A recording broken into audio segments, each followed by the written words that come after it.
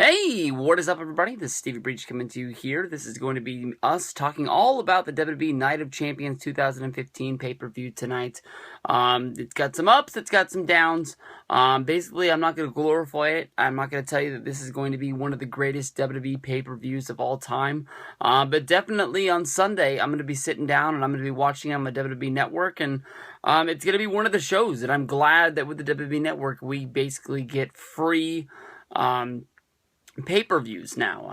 With the $9.99 that I've paid for this month, definitely I've got my money's worth going on the WWE Network, and watching Swerved or watching different shows around there, searching through all the on-demand stuff. When I look at it, I really get my money's worth with the WWE Network. I'm grateful that it's here, but definitely, when a pay-per-view comes around, I always think back to when, we had to pay $50 or $60 to get these shows on pay-per-view, and thinking, would this show be worth the money if the WWE Network crashed and we had to buy this the old-fashioned way on pay-per-view? You look around, WWE got out of the pay-per-view business because they thought they were going to make more money off of this, online streaming sort of deal, because they're better than Netflix. But they sort of thought the pay-per-view was dying. But you look around, I haven't heard the numbers on the Mayweather pay-per-view yet, but definitely if you look at the last Mayweather fight against Pacquiao, 3 million buys. UFC, their last show might have tanked a little bit with Demetrius Johnson in the main event. Not one of the best, most must-see fighters there is. He's a very technical fighter, but at the same points, he's not a very exciting fighter. But definitely, their pay-per-view buys on the year are way up. WWE, I'm going to talk about this a lot during the point when they get to it, but if you go back to WrestleMania, I believe it was WrestleMania 18, that would be, I guess, what is it, the winter into spring of 2002. Of course, you're living off the storyline that WCW had closed the year before, and a lot of the big money guys, their contracts were expiring from WCW. WWE didn't want to bring these guys in for the one factor of they costed a lot of money. WWE pays guys on a little bit lesser of a scale, but they get percentages of their merchandise. They get percentages of the gates. There's bonuses for dates worked. Things like this. One thing leads to another. They're paid on a downside guarantee instead of on a WCW contract, which was a flat rate price. We'll pay you this much to come work for us for this many days. That's basically how their deal went. If WWE would have brought the WCW guys in and bought out those contracts of Goldberg, Ric Flair, Hulk Hogan, Kevin Nash, you'd have guys like The Undertaker, Stone Cold Steve Austin, looking around like, whoa, what the hell's going on? These guys are coming in, we won the war, now they're making all this tons of money more than we are. Vince had to let those deals expire. It made a ton of sense. It didn't really help out the Invasion, but then again, you could be in TNA and looking at the Invasion they got going with Global Force Wrestling right now, and the big match that they're going to have on pay-per-view tomorrow. Definitely, you think Hulk Hogan finally makes his debut. He brings in the NWO. They come in at No Way Out in February. They're a part of WrestleMania. Hulk Hogan really, changes everything at WrestleMania, going up against The Rock. The people turn him babyface. They turn The Rock heel. Hulk Hogan would, basically turn out of the NWO the next night on Monday Night Raw, with them basically kicking them out because he shook hands with The Rock. And from there, I guess Vince just saw the wave of Hulkamania and just was like, man, maybe this shit's not over. He got rid of Hulk. He sent him to WCW. And WCW started kicking some ass because they were living that nostalgia of seeing all the old guys from the 80s.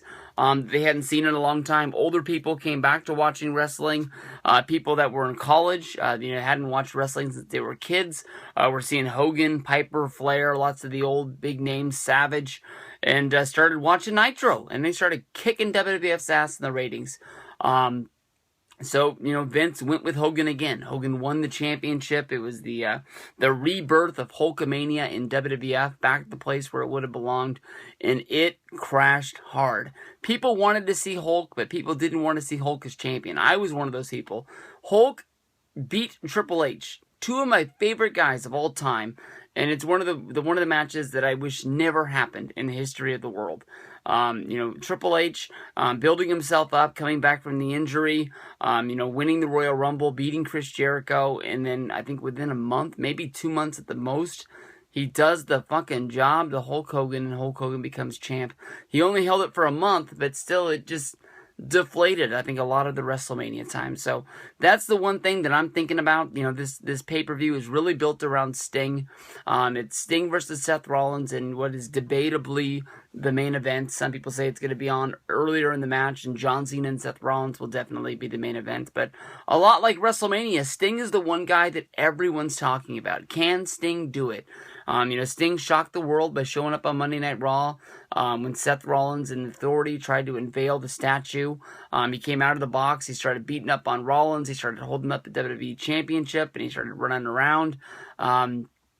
And he became the main event. Triple H immediately put him in there and said, if you want some, come get some. The story is that Rollins is going to have to fight twice.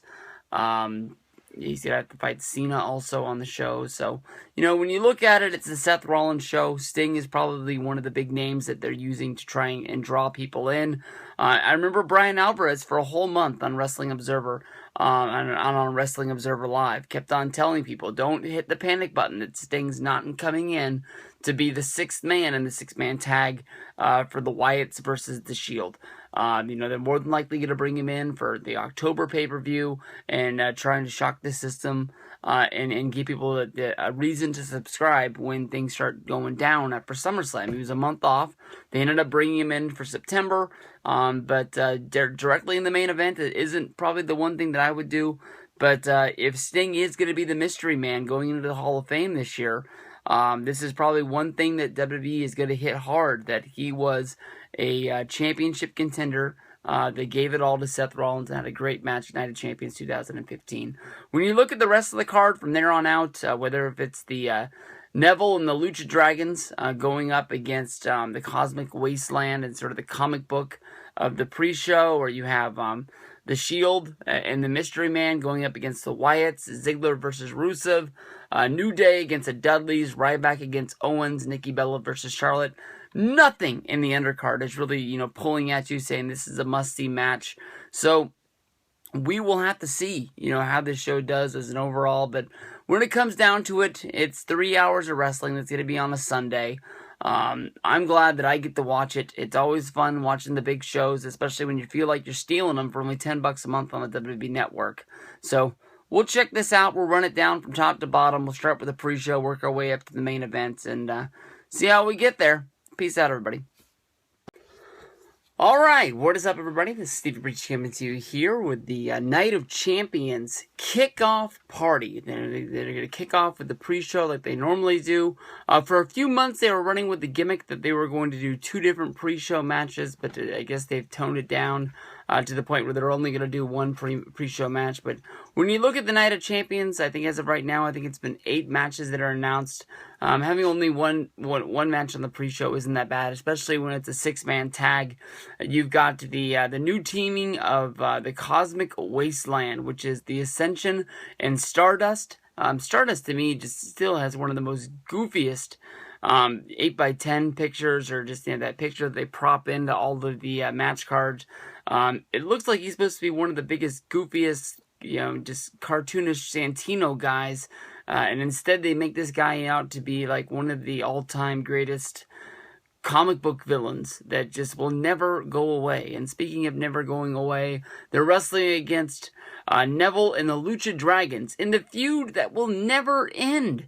Neville versus Stardust. I think this is what they were planning on doing with Stardust when they started going in the direction when a lot of people were hoping that they were going to be starting to take the paint off of Cody Rhodes. I think they had an idea that they were going to build up this big sort of cartoonish WWE alter universe that was going to roll around with, and adding in the Ascension, adding in the Lucha Dragons is two of the best things that you could have done. Definitely, you know that the Ascension really are looking for anything in WWE that is going to keep them hanging around. Definitely Connor and Victor, you know, when they debuted on the main roster and they started wearing the weird sort of shoulder pads with the collars, they started painting their face out of the middle of nowhere. This wasn't the Ascension from the good old NXT days.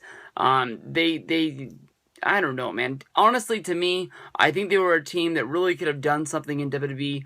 But if you go back to the one episode of Monday Night Raw with the NWO reunion, when Hall and Nash took it to these guys, as well as with the New Age Outlaws, and I believe the APA was in the ring as well.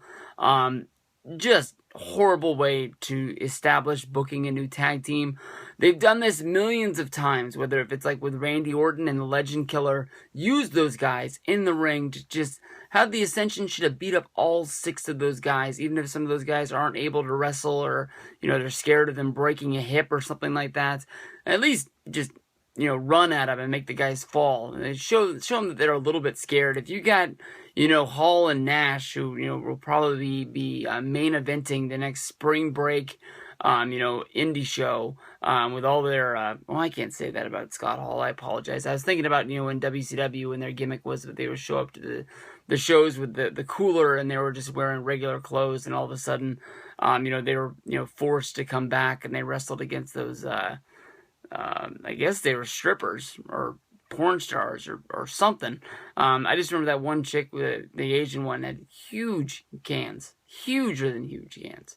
But you know, the Ascension should have whooped up on them. I don't really know what's going on with the Lucha Dragons. Definitely the tag team division is hotter than it's ever been before. You've got 3 real sort of contenders. You've got the Primetime Players. You've got the Dudleys. You've got you know, the New Day, who are the champions now. I thought that the Lucha Dragons were really in this sort of deal, but honestly, since the New Day has really risen up and they won that #1 contenders match, the Lucha Dragons haven't really been what they once were. They're a very real, fun, entertaining team, but definitely somebody like Neville is somebody that should be not wrestling on the pre-show.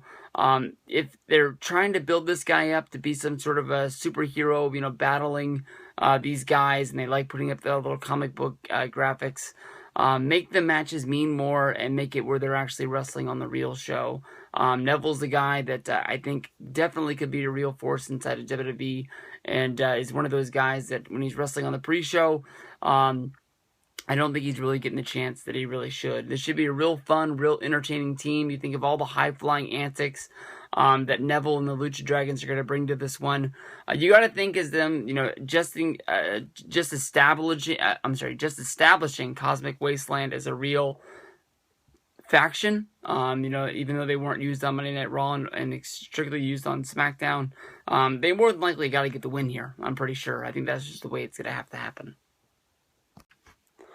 All right, Tag Team Championship time. WWE Tag Team Champions, the New Day, going up against the Dudley Boys at Night of Champions 2015. When you look at this one, this should be a really good match. The Dudleys really have come into WWE and really taken the tag team division and really given it a really good kick in the pants. When Bully Ray made his return at the Royal Rumble earlier this year, people were running rampant with things that Bully Ray could do, and the one thing people were really looking forward to was seeing Devon make a return. I think everybody can remember the rumors about Royal Rumble being held in Philadelphia. They wanted to give it a special Philadelphia feel and give it a kick in the pants with a lot of ECW entrants. At the end of the day, it was only Bully Ray that ended up making a return, but I think on paper, more than likely, Devon was supposed to be one of the guys, but you know what? We didn't even miss Devon that much because R-Truth played the role with Miz in the ring, taking the 3D, and everybody popped like crazy, saying that Bully Ray could come into WWE, he could be a mid-card heel, if he just sort of played that Bully Ray character and pushed it the way that he thought it could have, or if WWE really cared about the tag team division, you know, the Dudleys making a return and coming in, definitely be really something to reshape what went down. The night after SummerSlam, Bully Ray and Devon, they made their surprise return to WWE. And the New Day have really been on the chase ever since, trying to get away from these guys. It's been really fun. The Dudleys are going after trying to win their 10th WWE Tag Team Championship. Something that you can really see them doing. You know, they've won titles all over the world, whether if it was, they sort of cheat saying that they won the WCW tag titles. They didn't win those titles until they were in WWE, and WWE owned them, and WCW had already closed. But one thing leads to another. You know, you get to tell them that they can't say it. Of course, they won the ECW title, the WWE title. I'm not sure if they ever won that other incarnation of the tag championships, being the SmackDown, those blue tag team titles. I don't know if they ever won those or not, but they would go on. They would win tag team championships in Japan. They would win tag team championships in TNA. They have tons of gold. They have that one TNA 8x10 that they would always be showing off. Where each of them were holding all the championships that they had ever won, and it was a truckload of gold. Honestly, in my opinion, I want to see that this feud goes on as long as possible. I know that the Primetime Players and the Lucha Dragons and other tag teams will be left on the outside, not really having a spot in line, but nobody has really taken the storm to the WWE tag titles since the New Day and since the Dudleys really came into it. This is probably the hottest the tag team division has been in years. Definitely, you've had a lot of teams going through there, but not a lot of teams really getting over to the point that people really care about it. If you think about like the Real American tag team with Jack Swagger and Cesaro, people cared more about the swing from Cesaro, or maybe even they cared more about the music that the guys came out to than anything else. But the New Day, with Kofi, Xavier Woods, and Biggie Langston, almost anything these guys do is awesome. You could think just a few months ago, people hated these guys, the point of wishing that they would never be on their televisions ever again. And now people are hoping that they can find a way to get into 2 segments on Monday Night Raw just so they can get more New Day out of them. In the end, because I think this is going to be a longer program, I'm picking the New Day to find a way to escape with a victory, and then possibly leading into more of either 3-on-2 or something like this, having tables matches, and that's how the Dudley Boys are finally going to get it done, winning the tag championships in a tables match, their own style of game, and just bringing the fight to them. The next match is going to be Dolph Ziggler going up against Rusev in a match that's honestly to the point now where they're like, what are you guys fighting for? This feud basically has been just... It has some kind of a curse on it. If you go back to the beginning of this feud, Rusev breaks his ankle, and he's out on a good little time. And then once Rusev's finally able to make a return, he comes out and he stomps Dolph Ziggler and beats him into oblivion to the point of he has to go off and make a movie, and he's not on WWE television for a matter of weeks. Now that we have all 4 of them back together and Dolph Ziggler's finally made his return before the SummerSlam pay-per-view, now Lana, in training to become a professional wrestler and trying to become the best that she can be, breaks her wrist, and now she's going to be home for, I believe, 4 to 6 months. I know that on Monday Night Raw, they tried to add a little bit to the dimension of this soap opera of a storyline with Dolph Ziggler coming out and presenting Summer Rae with a ring, or at least a box that looked like it was supposed to be a ring or something like this. But you can tell that definitely the WWE writers had to go back in to the room and sit down and try and rewrite the way that this soap opera is going to go, because without Lana around, what are these guys really even fighting for? I believe that when it gets down to the root of, why Summer is with Rusev, is basically he just wants to try and manipulate Lana into breaking up with Dolph. I think that when he hooked up with Summer, it was supposed to send Lana into a jealous rage, and she would come running back, and it didn't really work out the way that it wanted to. So then, basically, Rusev sent Summer to basically go and do the whole storyline with her, coming in on Dolph Ziggler in the shower, and them, kissing and making out, and definitely taking the PG era to a new level of basically seeing each other glisten in the water, and they did more than kiss, and all this, that, or the other. However you think that this is going to work out. To me, honestly, I don't know how you keep this alive for 4 to 6 months, waiting for Lana to come back to get to the point of seeing them wrestle in a mixed tag.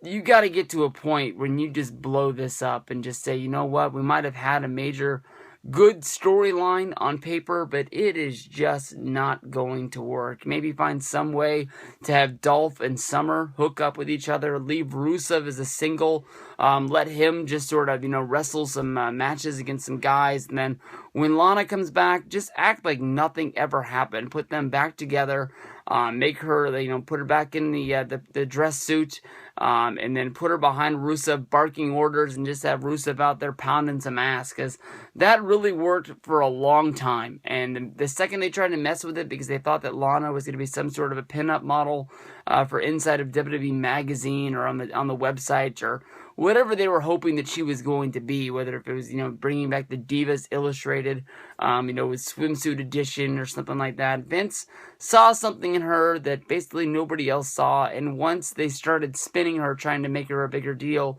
is to me when the wheels fell off, and I just don't see her the way that everybody else does. In this match, the last one was a no contest. I was just going to pick the guy who didn't win last month, but then I just remembered there was a no contest. So, take Dolph to win this one. I mean, it honestly comes down to a coin flip. I don't really see anybody seeing a clear-cut victor in this one until the match is over.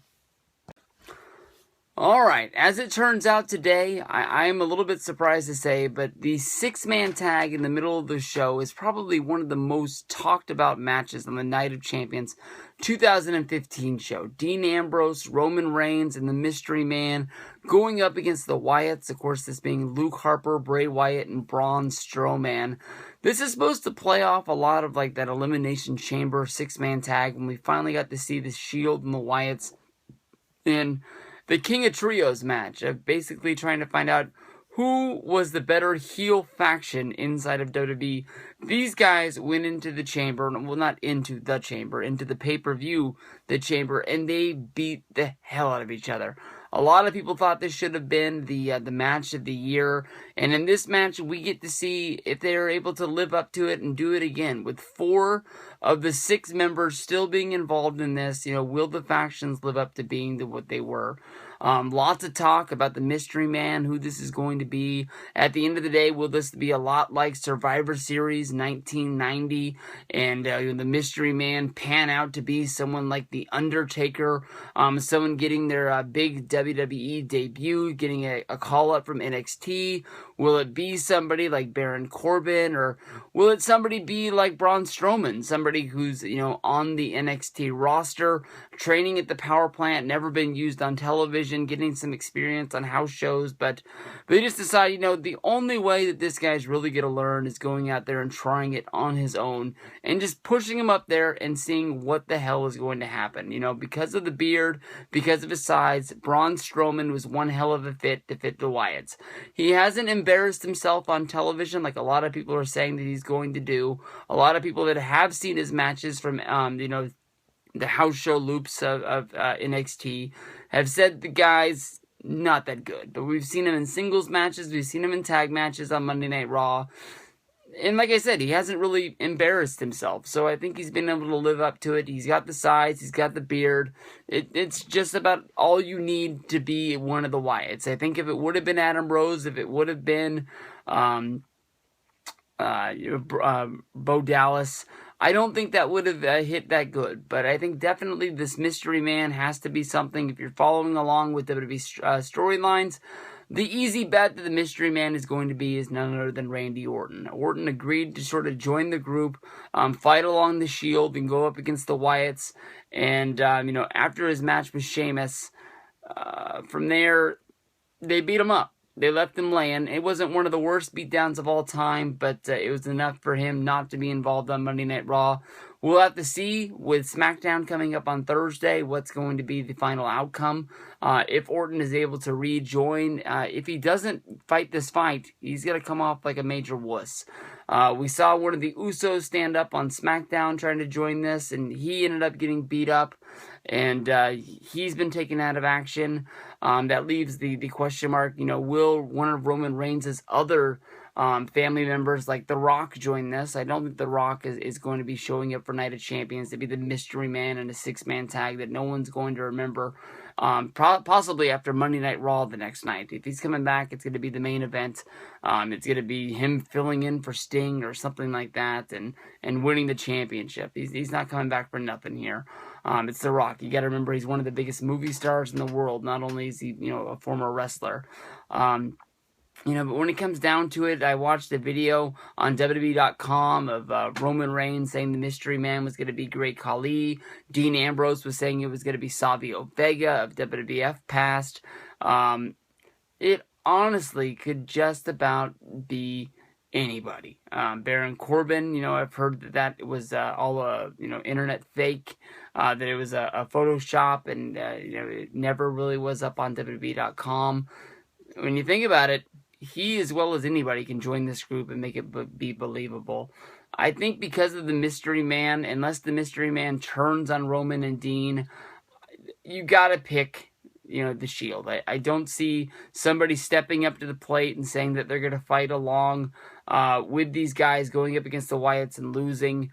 I wouldn't be surprised if it just comes down to being Randy Orton, and then from here, Ambrose and Reigns exit stage left, and it's just Orton versus Bray Wyatt as the next singles match when they go to Hell in the Cell, and then on from there, because you got to do something with them. And Randy, even though he's sailing out every week as a babyface, putting him up against Bray might just be pushing him towards finally turning heel and, being the Randy Orton that we all know and love somewhere down the road. But put your money on the Shield. I think they're getting the win. Divas Championship going to be on the line. Nikki Bella versus Charlotte. Of course, everybody knows that this was one of the biggest storylines revolving around Monday Night Raw this week. Nikki Bella coming into Monday Night Raw, only needing to get through this one last night to become the longest reigning Divas Champion of all time. Charlotte stood in her way. How WWE planned this out, that the anniversary of her breaking the championship is going to fall on an actual edition of Monday Night Raw, which went up against the NFL, I will never know. But when I think about this match and all the shenanigans that went along with it, with tricking us into thinking that Charlotte actually beat Nikki Bella and that she had become champion, she's crying in the ring, Ric Flair's in the ring, he's crying, everyone knows that the screw job is coming, everybody knows that it was Brie that slipped into the ring instead of Nikki. It is what it is.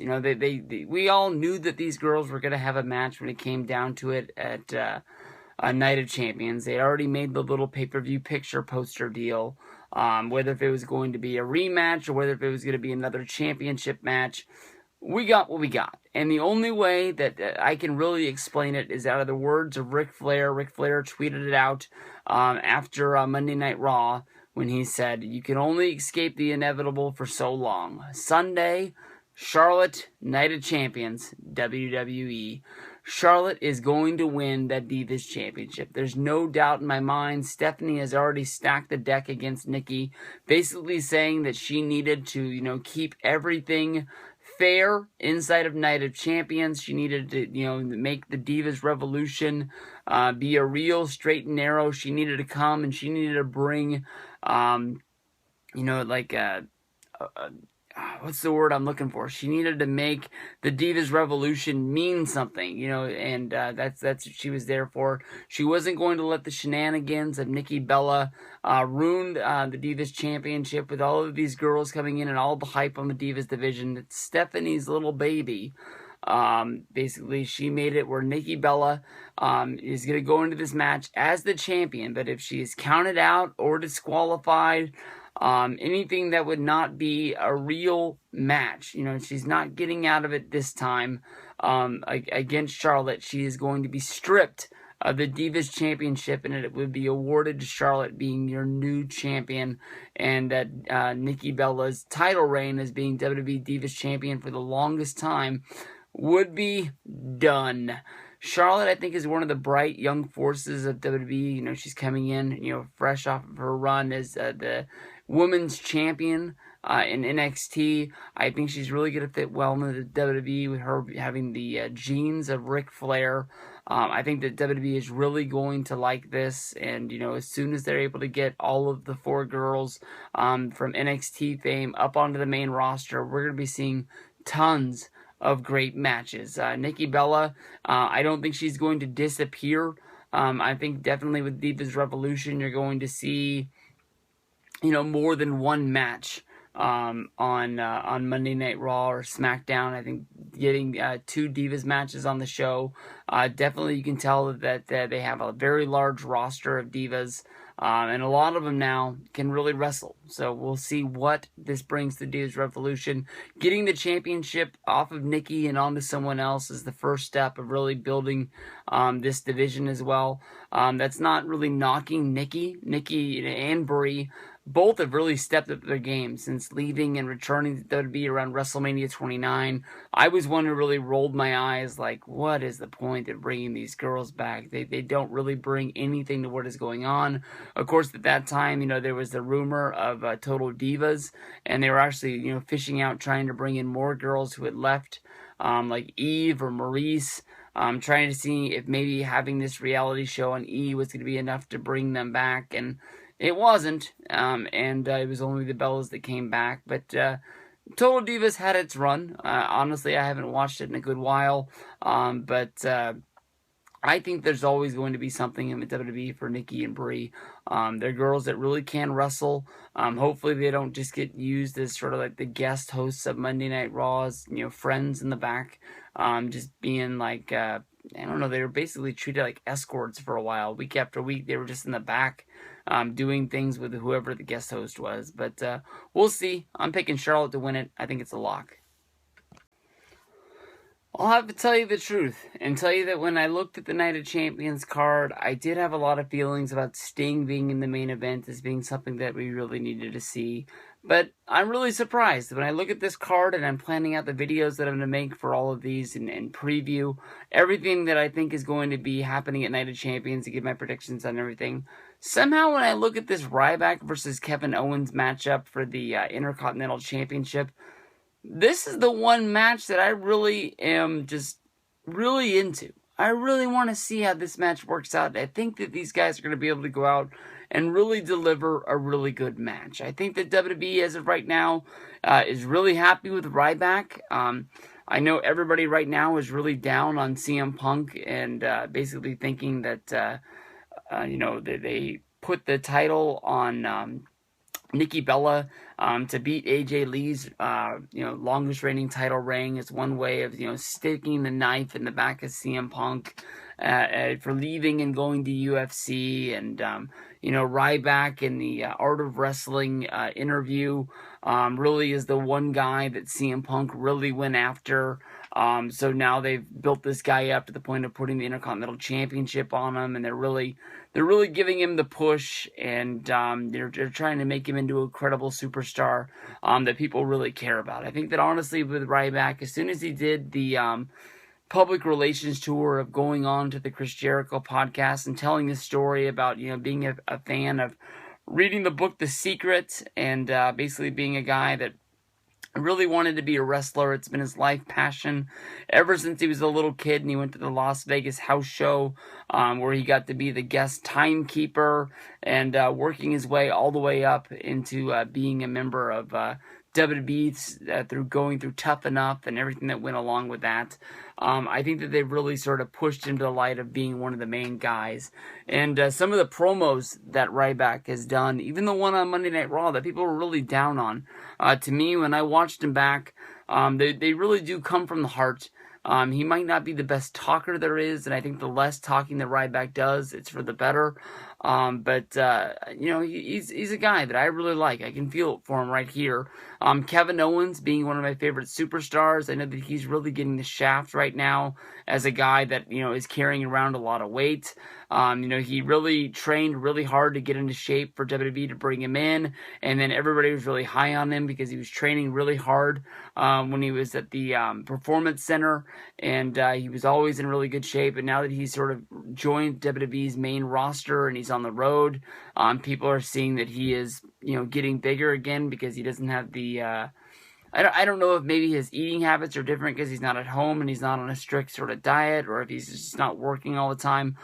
But to me, honestly, when it comes down to it, it doesn't matter how many people take pot shots at it. I think that Kevin Owens is one of the best wrestlers in the world. He is the guy that for his weight can do outstanding things inside of the ring. He's one of those guys that just can do just about anything that he puts his mind to. And from his Ring of Honor days, his NXT days, his WWE days, he's never really gone out and stunk the place out. I really enjoy his matches, and his push to become a champion is one of the best, sort of storyline developments for a character that I really like. He really has not changed who he is at all. From NXT, he basically attacked his friend, Sami Zayn, because he said he wanted to win the championship because the championship meant more money. It meant a better life for him and his family. He comes into WWE. He goes right after the number one guy in the company, that being John Cena. That feud establishes into a United States Championship match because he had lost the NXT title to Finn Balor and basically said, I lost the title, so now I want to win one. He wasn't able to get that done. And he went into the feud with Cesaro, which was sort of keeping him busy for a while.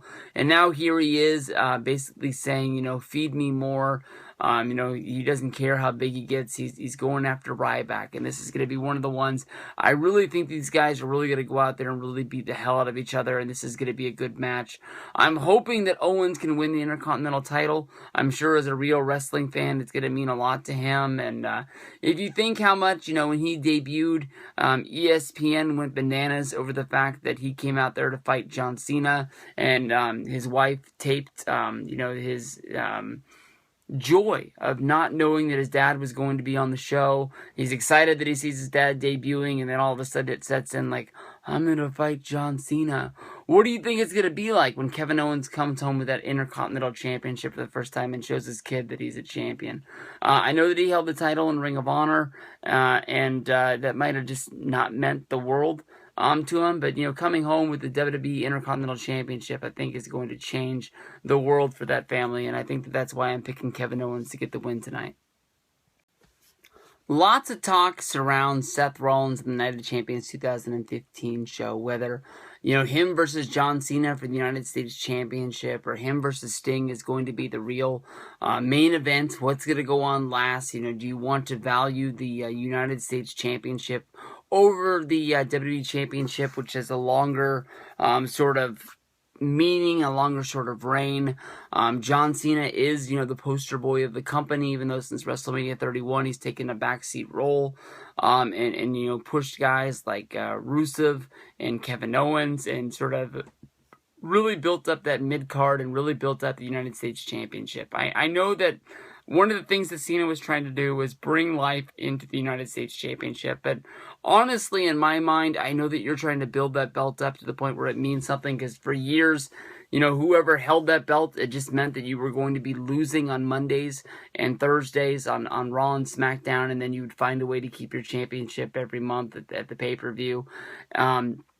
That's basically all that the Intercontinental and the United States title meant for anything. The WWE always thought that you were, making stars by having them, surprisingly beat somebody on Raw or SmackDown, building up to a pay-per-view match, and then, they lost. They weren't able to get it done, Tons of guys, winning, non-title matches and things like that. And to me, honestly, how you build stars and how you make new stars is by giving them big moments on big matches. I mean, people will remember Raws here and there along the way, but people always remember pay-per-views.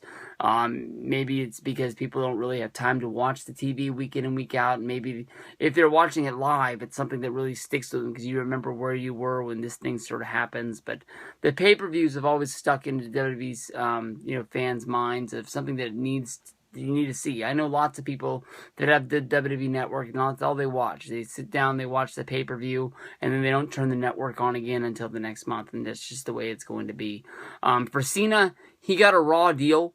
He basically had the win in the bag at SummerSlam. He should have became 16-time, world heavyweight champion. He should have been a double champion at that, keeping his United States title. But instead he lost it because of Jon Stewart from The Tonight Show coming and running in and doing a run-in. From there, they went right into Sting versus Rollins as being the main match. They treated that like it was the main event because it was for the WWE Championship.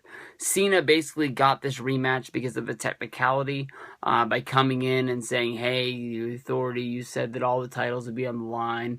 Rollins is fighting for the WWE Championship against Sting. I understand that. He's a legend, all this, that, and the other, but nobody's fighting for that U.S. title, so I'm going to use my rematch clause, and we're going to have this match at Night of Champions. And Stephanie pretty much had her back against the wall and said, yeah, I guess if you want your match, you can have it.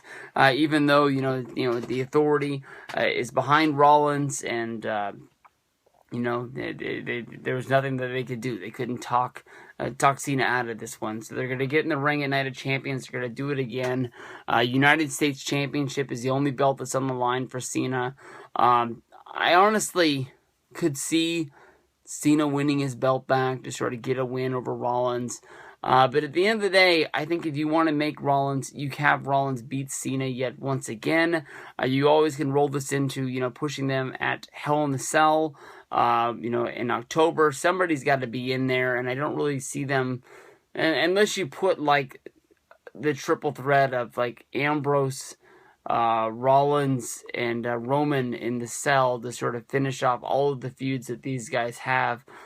That's about the only match that I can draw up to put into Hell in the Cell, unless you're just going to scratch the name and just call it another show, even though probably they've printed up the tickets and the t-shirts and programs and everything that they're going to sell along the way. So this has to be the main event of Hell in the Cell. It's probably going to be the only match in the Cell that I can think of, unless you're going to put Rusev and Ziggler in there with their soap opera storyline.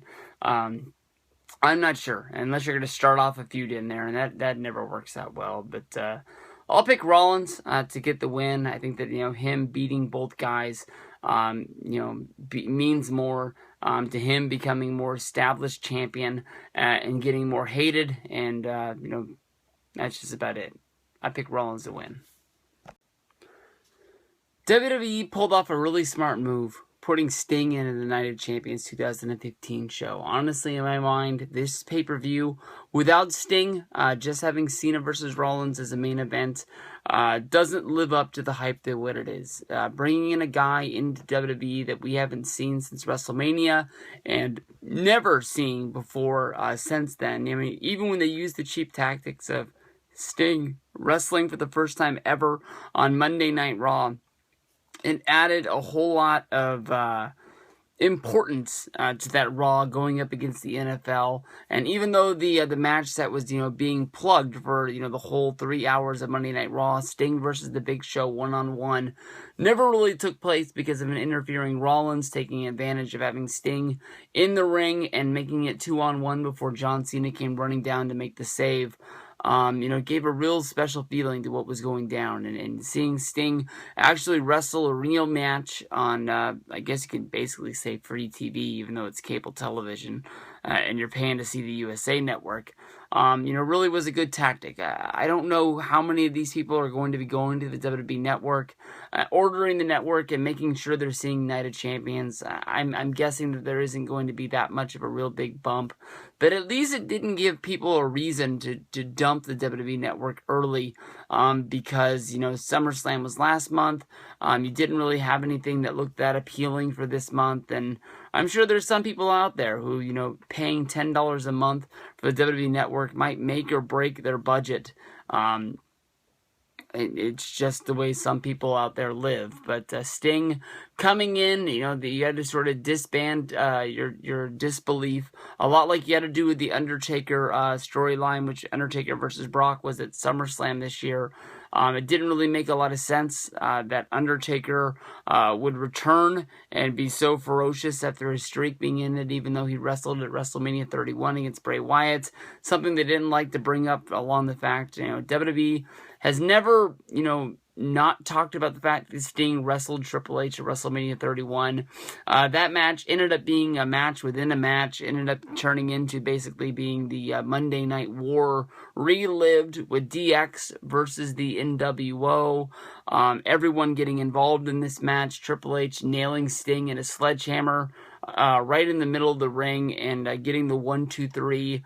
Then picking Sting up, giving him a hug and shaking his hand, which Sting accepted. So why he would go home after WrestleMania and sit on this for April, May, June, July, and August, and then show up for Monday Night Raw after SummerSlam and decide, hey, I'm going to go fuck with the Authority again. It didn't make a whole lot of sense, but that's just the way that it played out. He stole the statue, replaced the statue, build up to the whole match as, hey, where's my statue? Where's my statue? Sting finally threw it in the trash, and now Rollins is going to be going out and trying to get retribution for losing the title. I don't think, or not losing the title, losing the statue. I don't think there's any chance in hell in my mind that Sting wins the WWE Championship, but there is a little piece of doubt in there. I remember watching the Dean Ambrose versus Seth Rollins World Heavyweight Championship match a few months ago, and it's basically saying Ambrose isn't made out to be WWE Champion. He'll be lucky if he ever wins the Intercontinental title, and it's just the way that I see him. And I don't know, when that match was going down and I was watching it, and Rollins fucked up on the top rope, and then next thing you know, Ambrose in slow motion pretty much hit the dirty deeds, and then hit the 1, 2, and I was just like, that was like the longest 2 to 3 count, and I was just like, wow, he really did it, and I smiled, and I was happy for Ambrose, and he got his moment in the sun, posing with the championship, and then finally the ref awoke from his slumber on the side of the ring, and he got in there and said, whoa, whoa, whoa, whoa, I don't know what that ref was doing, but I'm the referee of this match, and this is a disqualification because he got messed up by Rollins, who took advantage of him in the corner, and Ambrose lost the championship, even though the storyline was that he stole the championship, and he kept it for a few weeks in order to get himself a rematch. But I just think that Sting's here for 1 month. It'd be fun to see him as champion, but I don't think they're going to relive the mistake of having somebody come in as a nostalgia act and putting the WWE Championship on him. When you think about nostalgia acts, when you think about Ric Flair and Roddy Piper in, I believe, 2006, winning the tag titles from the Spirit Squad, the Spirit Squad was enough of a believability as tag champs that you could have them lose a match to some returning legends, and it didn't really hurt them in the long run. But Rollins has been building himself as a real major heel. Him losing to a guy which is in his 50s, I'm sure that he'll go out there, he'll sell for him, he'll have a good match. It just doesn't make a lot of sense. I mean, Sting won his 6 championships in WCW, but that was a long time ago, man, and we're going to have to see. I think definitely Rollins is the guy to have a match with Sting, and it's going to be a good one. It'll be fun. We'll see what goes down. Like I said, I got this little piece in the back of my mind saying maybe Sting might be able to do it, but maybe even be able to say 98% of me says there's no chance in hell Rollins is losing this title to Sting.